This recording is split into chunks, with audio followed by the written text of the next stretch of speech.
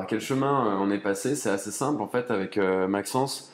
On est adepte de produits éco-responsables et quand on se rendait sur les marketplaces éco-responsables et les sites de marques éco-responsables, on avait toujours les mêmes questions qui revenaient sans cesse, c'est-à-dire est-ce que ce produit il est vraiment bon pour moi? Est-ce qu'il est vraiment bon pour la planète? Et en quoi il est différent du produit que je vais avoir dans 5 minutes?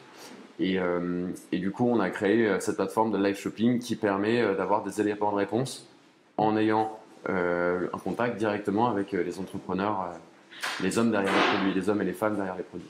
Et pour la petite histoire de comment est née Toa, donc Toa, elle est née chez nous, parce qu'on était en colocation tous les deux à Paris. On s'est dit comment utiliser aussi la technologie comme ça pour promouvoir l'éco-responsabilité.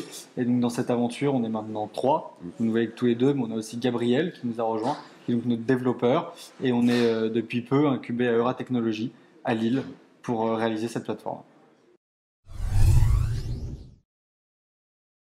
Alors, on a pris contact avec les étudiants de l'ISEG pour l'occasion du lancement, la création de notre compte TikTok. On voulait avoir un regard jeune, novateur, d'étudiants spécialisés dans le milieu de la communication. Et du coup, ça fait énormément de sens pour nous de contacter les étudiants de l'ISEG. Voilà, parce qu'on n'a pas forcément, nous, les compétences ou l'expertise, en fait, dans tout ce qui est communication. Et donc, on trouvait ça intéressant d'échanger avec des gens dont c'est la spécialité et qui ont cette expertise-là.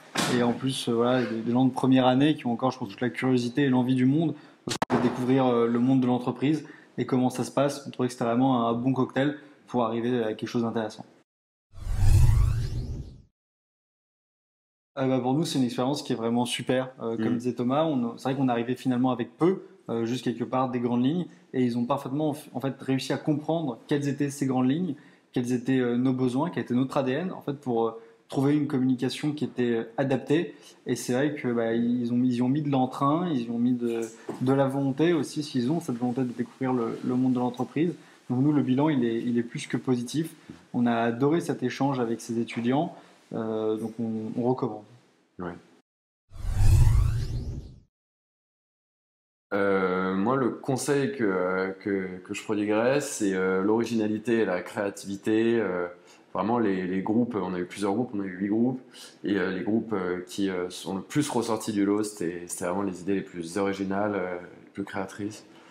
Ceux qui s'étaient vraiment creusé le cerveau pour se démarquer, donc vraiment, ça fait toujours énormément bonne impression. Ouais, c'est vraiment ça, de ne pas avoir peur, ne pas avoir peur dans ce qu'on propose. Et pour pas avoir peur dans ce qu'on propose, faut travailler, travailler, travailler et ne pas avoir peur d'en faire plus. C'est vrai qu'ils savent pas encore forcément comment parler à une entreprise, comment interagir avec une entreprise. Donc on a vraiment remarqué ceux qui sont déjà dans cette proposition d'avoir la meilleure valeur possible et vraiment donc aller toujours plus loin et ça rejoint un peu l'originalité quelque part. Totalement.